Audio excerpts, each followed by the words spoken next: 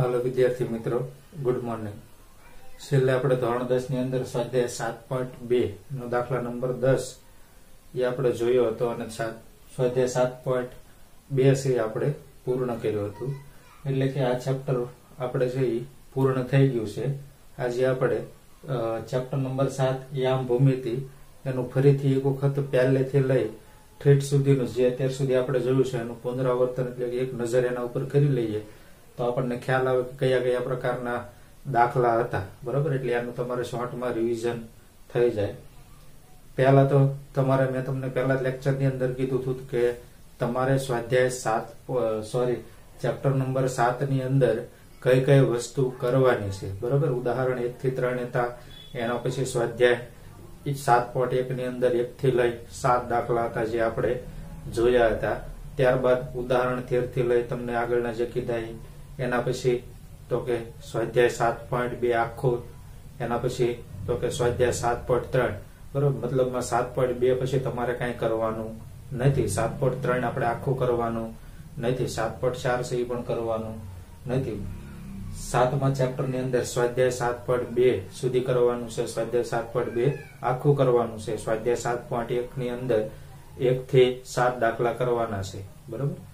એ મેં તમને આગળ અગાઉ ટીક કરાવેલું છે, તમે ખાસ પહેલેથી ચેપ્ટર આપણું ચાલુ થાય એટલે પહેલા કઈ વસ્તુ નથી કરવાની એ તમે કેન્સલ કરી નાખો, પછી બાકીનું બધું છે એ તમારે કરવાનું।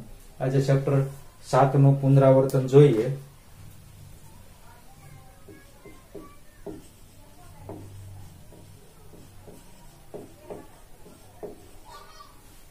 તો એની અંદર પહેલા આપણે શરૂઆત કરી હતી તો કે પ્રસ્તાવનાની અંદર શરૂઆતમાં આપણે અંતરસૂત્ર વિશે જોયું હતું, બરોબર। અંતરસૂત્રના તમને અંતરસૂત્ર લખાવ્યું હતું, અંતરસૂત્ર પછી એની જે અલગ નોંધ હતી એ તમને લખાવી હતી, એ તમે પાછળનું જે તમારો પાકી નોટ છે એની અંદર તમે જોઈ લેજો। ખાસ આપણું અંતરસૂત્ર હતું, તો અંતરસૂત્ર તમને ખ્યાલ હોય તો આપણે દાખલા આવી ગયા છે એટલા માટે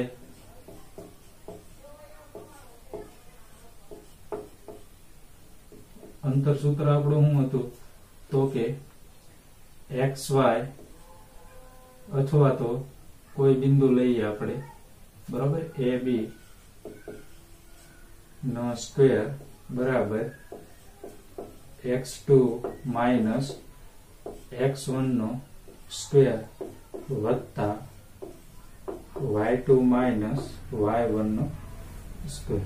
આ સ્ક્વેર આપણે આ બાજુ લઈ જઈએ તો વર્ગમૂળની અંદર x2 માઇનસ x1 નો સ્ક્વેર વત્તા y2 માઇનસ y1 નો સ્ક્વેર, એટલે કે આપણે આ સૂત્ર મૂકીને દાખલા ગણ્યા એટલે તમને આ સૂત્ર મેં લખાવ્યું. તો આપણે અંતરસૂત્ર અલગ અલગ રીતે 3 રીતે આપણે લખી શકતા કે AB બરાબર વર્ગમૂળની અંદર x2 માઇનસ x1 નો સ્ક્વેર વત્તા y2 માઇનસ y1 નો સ્ક્વેર, અથવા તમે એમ પણ લખી શકો કે AB નો સ્ક્વેર બરાબર x2 માઇનસ x1 નો સ્ક્વેર વત્તા y2 માઇનસ y1 નો સ્ક્વેર, અથવા તો એમ પણ લખી શકો કે AB બરાબર x માઇનસ x2 નો સ્ક્વેર વત્તા y માઇનસ y2 નો સ્ક્વેર। એવી રીતે તમે અલગ અલગ રીતે છે અંતરસૂત્ર લખી શકો। અંતરસૂત્ર ઉપરથી આપણે દાખલા કેવા પ્રકારના આવતા તો કે તમને બે બિંદુ આપેલા હોય,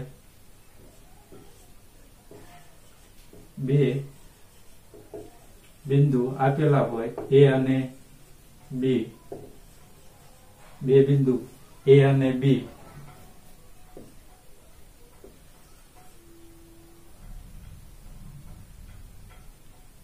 એની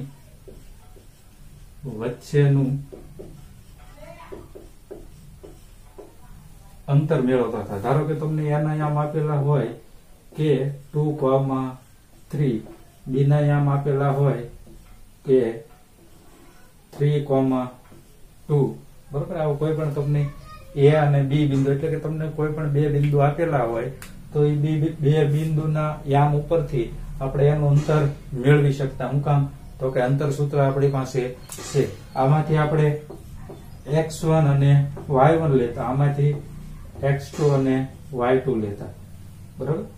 x1 અને x2, y1 અને y2 એ બધી કિંમતો આપણે આમાં મૂકતા, પછી સાદુરૂપ આપતા એટલે આપણને બે બિંદુ વચ્ચેનું અંતર મળતું। તો એવી રીતે આપણે દાખલા આવતા। ત્યારબાદ આપણે શું આવતું તો કે તમને 3 બિંદુ એક દાખલો આપણે આવો આવેલો છે કે 3 બિંદુઓ સમાન અંતરે છે કે નહીં, બરોબર, અથવા તો ત્રણેય બિંદુઓ સમાન એટલે કે સમરેખ છે કે નહીં. 3 બિંદુઓ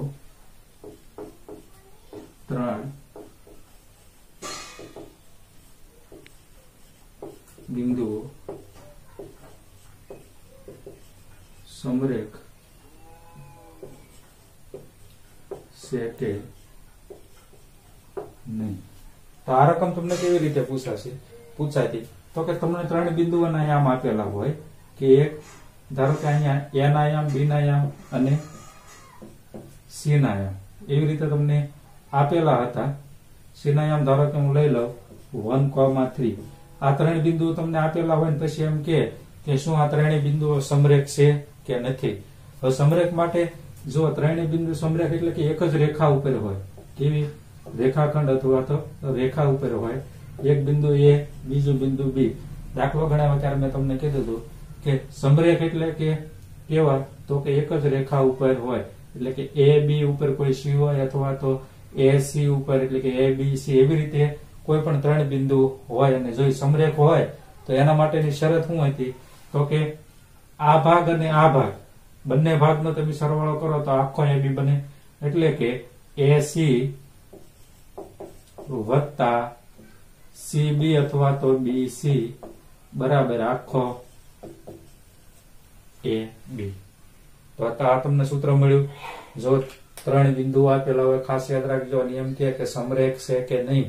તો સમરેખ એટલે કે એક જ રેખા ઉપર બિંદુ હોય, એક રેખા ઉપર બિંદુ હોય તો ac અને b અથવા તો a b c, બરાબર. તો એ પ્રમાણે તમારે સૂત્ર બનાવવાનું કે આ ભાગ અને આ ભાગ બંનેનો સરવાળો કરો તો આખો ભાગ થાય, એટલે કે સૂત્ર શું મળે આપણને, ac વત્તા bc બરાબર ab. હવે અંતર સૂત્ર આપણી પાસે છે તો અંતર સૂત્રમાંથી ac મેળવવાનો હોય, બરોબર, a અને c. તો a અને c બિંદુ લેવાનો, એમાં x1 y1 x2 y2 એની જે અંતર સૂત્ર ઉપરથી જે કિંમત મળે ઈ એની સાઈડમાં મૂકી દેવાની. પછી bc માટે તો કે b બિંદુ અને c બિંદુ જ લેવાના, એમાંથી x1 y1 x2 y2 એની જે કિંમત મળે એ એક કોર મૂકી દેવાની. તો અહીંયા આપણને ac અને bc બંનેની જે કિંમત મળે બંનેને શું કરવાનો છે, તો કે સરવાળો કરવાનો. એ સરવાળો એક કોર મૂકી દેવાનો અને પછી શું ગોતવાનું, તો કે a અને b. તો a b વચ્ચેનું તમારે અંતર ગોતવાનું. એ a b વચ્ચેનું અંતર જે તમને મળે એ આના સરવાળા બરાબર મળે તો લખવાનું કે ab વત્તા bc બરાબર ab થાય છે. માટે આપેલ બિંદુઓ છે એ સમરેખ બિંદુઓ છે. એવી રીતે આપણે આ દાખલો ગણવાનો છે. ખાસ યાદ રાખજો, 3 બિંદુ આપેલા હોય તો એ સમરેખ છે, એટલા માટે એક જ રેખા ઉપર આવેલા હોય એના માટે સૂત્ર તમારે બનાવી નાખવાનું કે a અને b. હવે આ બંને ભાગનો સરવાળો કરો તો આખો ભાગ તમને મળે એની બરાબર, એટલે કે આખો ભાગ એટલે ab. ac મેળવવાનું હોય ત્યારે અંતર સૂત્ર ac માટે વાપરવાનું, bc મેળવવાનું હોય ત્યારે bc માટે મેળવવાનું, અને ab મેળવવાનું હોય ત્યારે અંતર સૂત્ર ab માટે વાપરવાનું. આ બંનેનો સરવાળો કરવાનો અને આની કિંમત એમનામ રાવા દેવાની, કે સરખાડવાની કે બંને અહીંયા બરાબર છે, એટલા માટે જો સરખું થાય છે એટલે કે સરખી કિંમત મળે તો સમરેખ છે, નકર સમરેખ નથી. તો અંતર સૂત્ર ઉપરથી આ 2 પ્રકારના દાખલા. પછી ત્રિકોણ ઉપરથી આવતા તો કે કેવા પ્રકારનો ત્રિકોણ છે, બરોબર. અથવા તો સીધું તમને એમ પૂછે કે 3 બિંદુ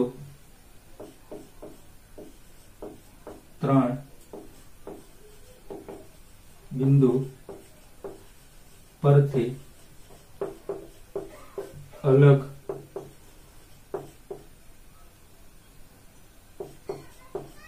અલગ પ્રકારના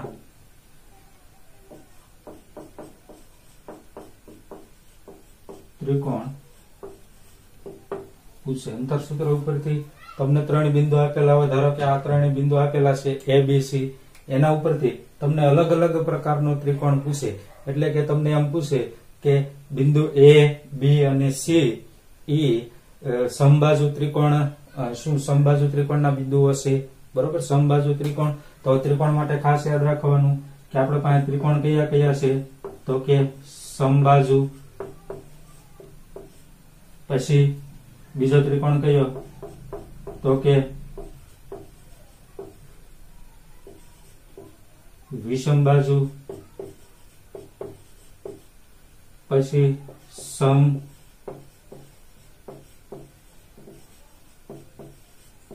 સમદ્વિબાજુ અને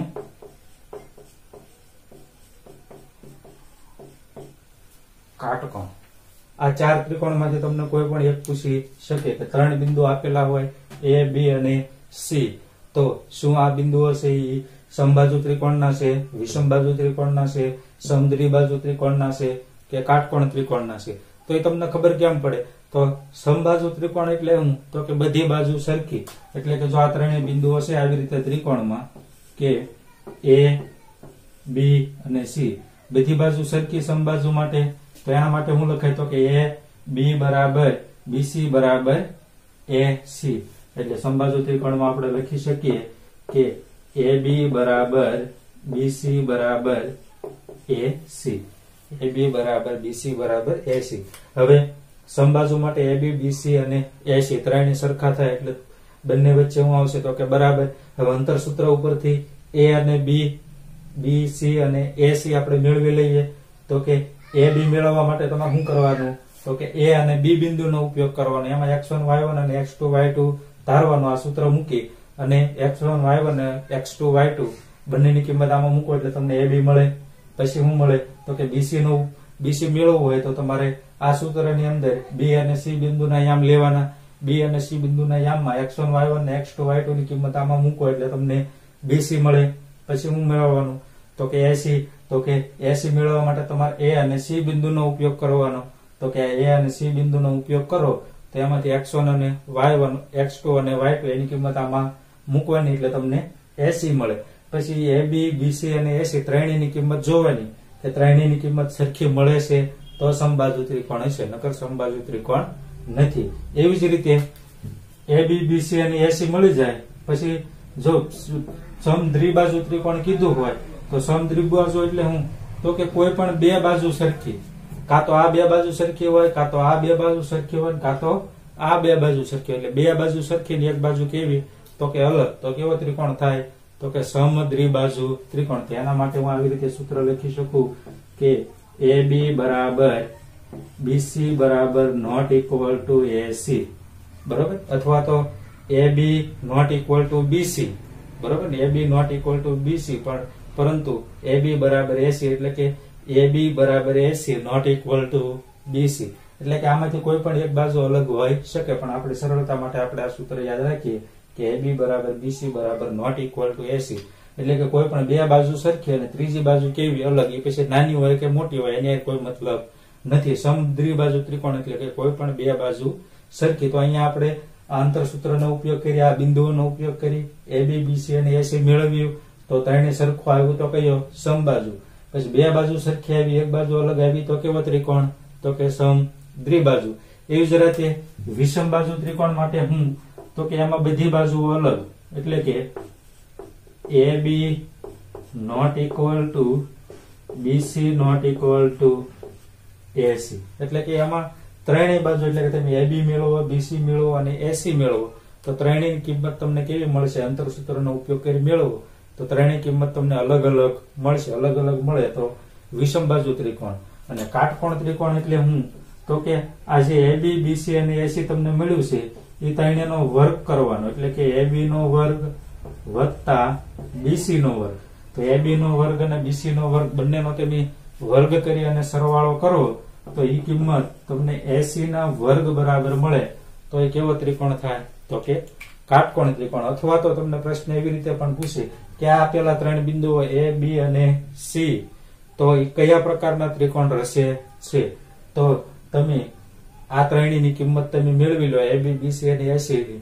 પછી કિંમત હરખાડો કે ભાઈ એની અંદર ત્રણેય બાજુ સરખી મળી તો સમબાજુ હશે, બે બાજુ સરખી મળી તો કેવો હશે? સમદ્વિબાજુ હશે, ત્રણેય બાજુ અલગ અલગ મળી તો કેવો હશે? વિષમ બાજુ.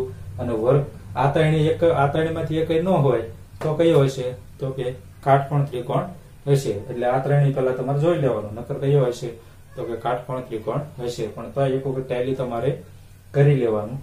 તો અંતર સૂત્ર ઉપરથી પહેલા તો કે બે બિંદુ આપેલા હોય એના વચ્ચેનું અંતર મેળવવાનું એટલે સરળ દાખલો. પછી ત્રણ બિંદુઓ સમરેખ છે કે નહીં, તો આવા ત્રણ બિંદુ આપેલા હોય, જો સમરેખ હોય તો શું થાય છે તો કે AB વત્તા BC બરાબર AB. એટલે કે આ બંને ભાગનો સરવાળો કરો તો તમને આ મળશે. બરોબર. એના પછી જોઈ લઈએ તો ત્રણ બિંદુ પરથી અલગ અલગ પ્રકારના ત્રિકોણ પૂછાય, બરોબર. એટલે કે આ ચારે ચાર પ્રકારના તમને ત્રિકોણ અંતર સૂત્ર ઉપરથી પૂછાય. હવે આપણે ચતુષ્કોણની વાત કરીએ તો ચતુષ્કોણની અંદર કેટલા બિંદુઓ આવશે? તો કે 3 ની જગ્યાએ 4 બિંદુ આવશે. તો ડી બિંદુ અંશક લઈ લઉં કે -1,2. ચતુષ્કોણની અંદર કેટલા બિંદુઓ આવશે? તો કે 4 બિંદુ. આપણે જે રીતે ત્રિકોણમાં જોતા એવી જ રીતે આપણે શામાં જોવાનું? તો કે ચતુષ્કોણમાં. તો 4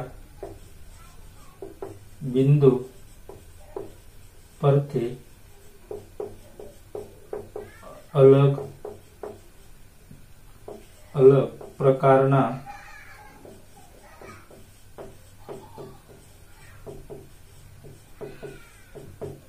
ચતુષ્કોણ પૂછે. 4 બિંદુઓ તમને આપે કે A, B અને C તથા D નિશેનામાંથી એટલે કે કયા પ્રકારનો ત્રિકોણ હોઈ શકે, અથવા તો તમને એમ પૂછે કે સમબાજુ છે, ચોરસ છે, લંબચોરસ છે, સમાંતર છે, બરોબર. એવી રીતે તમને પૂછે. તો આપણે એના પ્રકાર જોઈ લઈએ. તો પહેલા સમબાજુ ચતુષ્કોણ માટે તો હું અહીંયા એક રફમાં ચતુષ્કોણ દોરું. તો સમબાજુ એટલે હું? તો કે બધી બાજુ સરખી. આપણે સમબાજુ ત્રિકોણ એટલે હું? તો કે બધી બાજુ સરખી. તો સમબાજુમાં પણ કેવી? તો કે બધી બાજુ સરખી. એટલે કે સમબાજુની અંદર પણ બધી બાજુ કેવી? તો કે સરખી. આપણે અહીં ત્રિકોણની અંદર સમબાજુમાં AB, BC, AC. તો આની અંદર AB, BC, DC અને AC. તો AB બરાબર BC બરાબર CD, BC બરાબર CD બરાબર A અને D. તો જો સમબાજુ ચતુષ્કોણ હશે તો આ તમને બધી બાજુઓ સરખી મળશે. એના પછી આપણે ચોરસ લઈએ એટલે આપણને તફાવત મળશે. તો કે ચોરસની અંદર પણ શું હોય? તો કે બધી બાજુ સરખી. એટલે કે AB, BC, CD અને AD. ચોરસની અંદર પણ બધી બાજુ તમને કેવી મળશે? તો કે સરખી. એટલે કે AB બરાબર BC બરાબર CD બરાબર AD. તો તમને એમ થતું હોય છે કે સાહેબ આ બંને ત્રિકોણ એક હારે પૂછાય નહીં, બરોબર. પણ જો આ AB, BC, CD અને AD તમે મેળવો, બધી બાજુ સરખી મળી, બરોબર. તો તમને એમ થાય ચોરસ લખવો કે સમબાજુ લખવો. પણ ખાસ યાદ રાખવાનું કે તમે ત્રિકોણની ચારે ચાર બાજુ મેળવી, ચતુષ્કોણની ચારે ચાર બાજુ મેળવી લો, પછી આના વિકર્ણ તમારે મેળવવાના. જો વિકર્ણ એટલે કે AC બરાબર BD, AC બરાબર BD થાય તો ચોરસ હશે. ખાસ યાદ રાખવાનું. ચારે ચાર ચતુષ્કોણ લખાવું એટલે તમને થોડુંક વધારે સમજાશે. એના પછી તો કે સમાંતર બાજુ.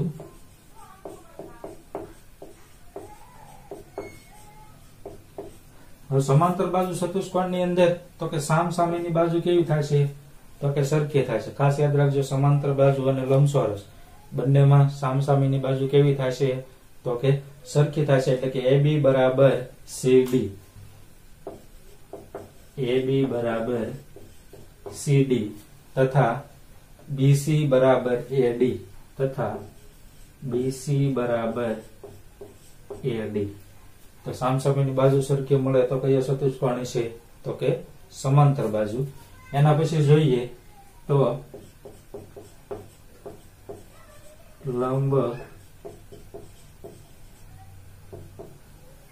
લંબચોરસ. તો લંબચોરસની અંદર પણ સામસામેની બાજુ સરખી. એટલે AB બરાબર CD તથા BC બરાબર AD. પરંતુ એમાં વિકર્ણની લંબાઈ પણ કેવી હશે? તો કે સરખી. એટલે કે AC બરાબર BD. હવે દાખલો તમારે કઈ રીતે ગણવાનો? તો તમને દાખલો આવી રીતે પૂછાય કે બિંદુઓ A, B, C અને D E સમબાજુ ચતુષ્કોણના બિંદુઓ છે, અથવા તો એમ પૂછે ચોરસના બિંદુઓ છે, અથવા તો એમ પૂછે કે સમાંતર બાજુ ચતુષ્કોણના છે કે નહીં, અથવા તો એમ પૂછે લંબચોરસના છે કે નહીં, એટલે કે સમબાજુના છે કે નહીં, ચોરસના છે કે નહીં, સમાંતર બાજુ ચતુષ્કોણના છે કે નહીં, કે લંબ ચોરસના છે કે નહીં. આવી રીતે તમને શાયરી પ્રકારના અલગ અલગ પૂછી શકે. તો તમારે ગમે ત્યારે ત્રિકોણ કે ચતુષ્કોણ પૂછે તો તમારે પહેલા એની બાજુઓ તમારે મેળવી લેવાની. ત્રિકોણ માટે 3 બાજુ મેળવવાની, AB, BC અને AC. ચતુષ્કોણ માટે 4 બાજુ મેળવવાની, કે AB, BC, CD અને AD. ચતુષ્કોણ પૂછે એટલે પેલા 4 તમારે બાજુ અંતર સૂત્રનો ઉપયોગ કરી, ધારો કે તમારે AB મેળવી છે તો A અને B બિંદુનો ઉપયોગ કરવાનો, એમાંથી x1 y1 ને x2 y2 ની કિંમત આમાં મૂકો એટલે તમને AB ની કિંમત મળે. એવી જ રીતે BC ની કિંમત મેળવવાની, એવી જ રીતે CD ની કિંમત મેળવવાની, એવી જ રીતે તમારે AD ની કિંમત મેળવવાની. હવે શું કરવાનું તો કે એ તમને કિંમત મળી જાય પછી જોવાનું કે બધી બાજુઓની કિંમત તમને સરખી મળી. જો સરખી મળે તો કાં તો આ ત્રિકોણ હશે અને કાં તો આ ત્રિકોણ હશે. ખાસ યાદ રાખવાનું, બધી બાજુની લંબાઈ તમને જો સરખી મળે અંતર સૂત્રનો ઉપયોગ કરી તો તમારે સમજવાનું કાં તો એ સમબાજુ હશે અને કાં તો કયો હશે, ચોરસ. એટલે આ 2 ત્રિકોણ તો નીકળી ગયા. હવે કયા વધ્યા તો કે સમબાજુ અને ચોરસ. પછી તમારે શું કરવાનું તો કે આ 4 બાજુ ઉપરાંત તમારે AC અને BD એટલે કે AC વિકર્ણ અને BD વિકર્ણ, એ બંને વિકર્ણ તમારે મેળવવાના. જો બંને વિકર્ણ સરખા મળશે તમને, એટલે કે AC અને BD બંનેની લંબાઈ આની 5 મળી હોય અને આની તમને 5 મળે તો તમારે સમજવાનું કે એ ચોરસ છે.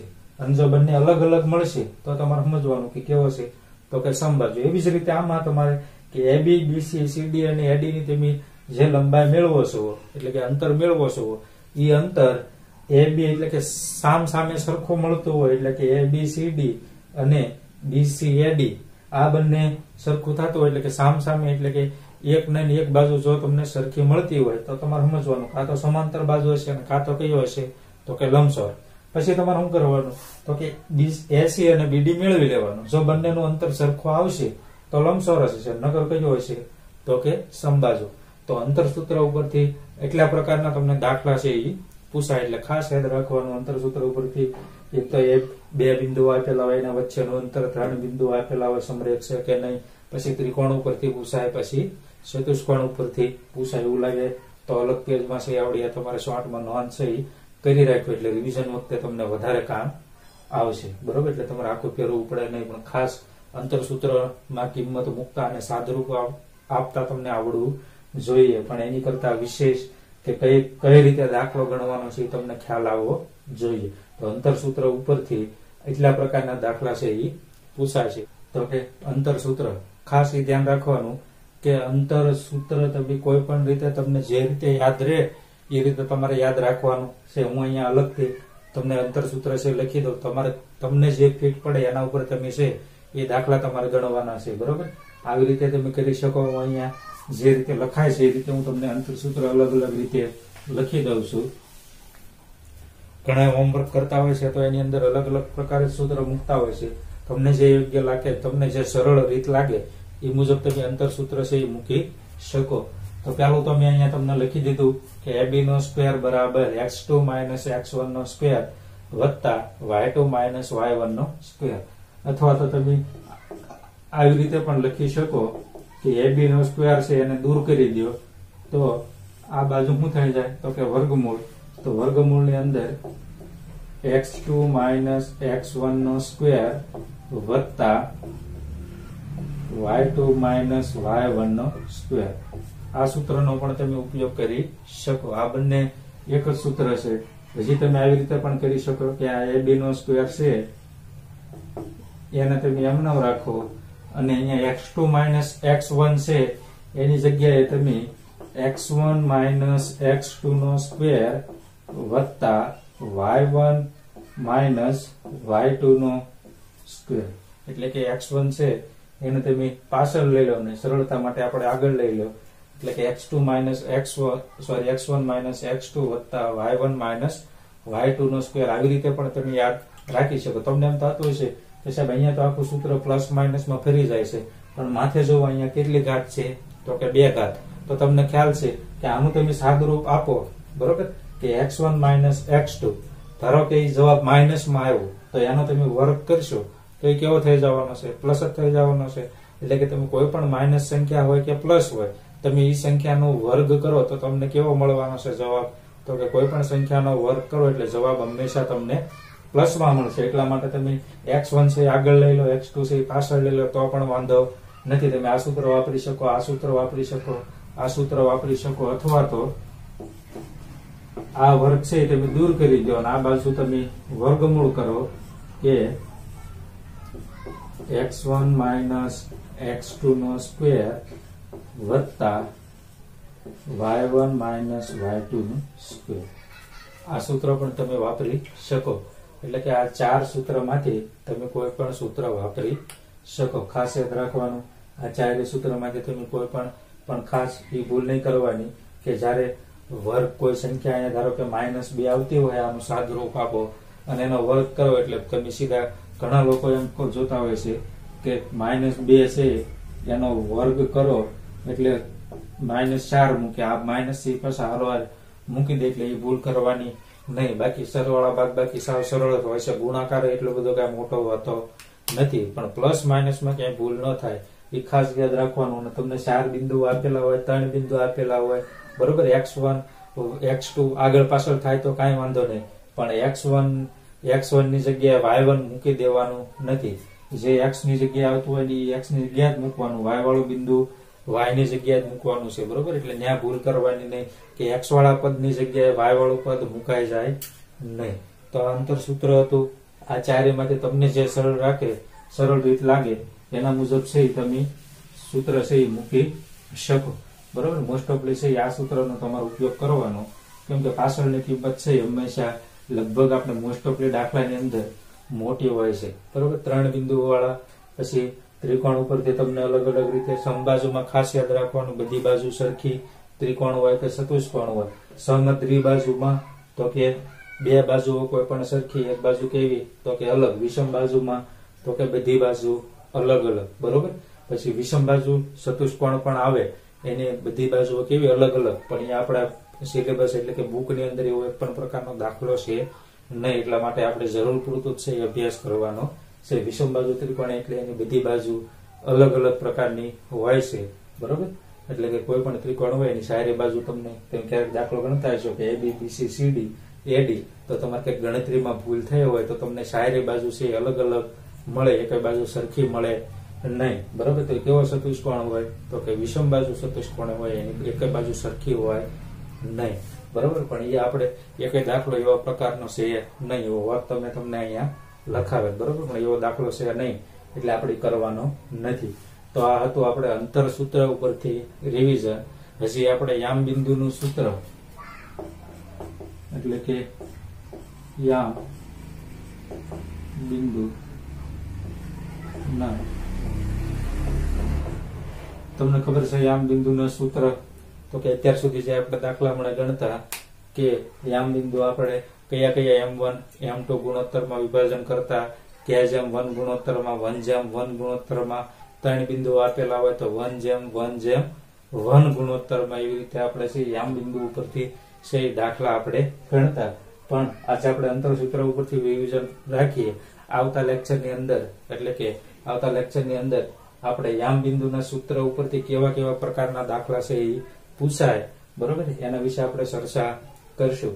આની સિવાયના લગભગ અંતર સૂત્ર ઉપરથી બીજો કોઈ દાખલો પૂછાશે નહીં. એટલે ખાસ એવું લાગે તો અલગ પેજમાં તમારા અંતર સૂત્ર ઉપરથી પૂછાતા દાખલા અને યામ બિંદુ ઉપરથી પૂછાતા દાખલા અલગ અલગ રીતે એક પેજમાં નોંધ કરી રાખો તો તમને રિવિઝન વખતે છે એ કામ આવશે, બરોબર. તમે દાખલો જોવો, આ જુઓ કે 3 બિંદુ ઉપરથી અલગ અલગ પ્રકારના ત્રિકોણ પૂછાય એટલે તમને ખ્યાલ આવી જાય કે દાખલાની રકમ કેવી રીતે હશે. સોંપડીની અંદર સ્વાધ્યાયના અથવા તો ઉદાહરણના દાખલાની રકમ તમે જોજો કેવા પ્રકારની છે એ રકમો છે. એક રકમ સમજતા આવડી જશે એટલે તમને દાખલો છે સરળતાથી આવડશે, બરોબર. તો થેન્ક યુ વિદ્યાર્થી મિત્રો. આજે આપણે અહીંયા સુધી અંતર સૂત્રના પુનરાવર્તન સુધી રાખીએ. આવતા લેક્ચરની અંદર યામ બિંદુનું સૂત્ર અને એના દાખલા કેવા કેવા પ્રકારના દાખલા પૂછાય છે એના ઉપરથી છે આપણે રિવિઝન કરશું. થેન્ક યુ વિદ્યાર્થી મિત્રો.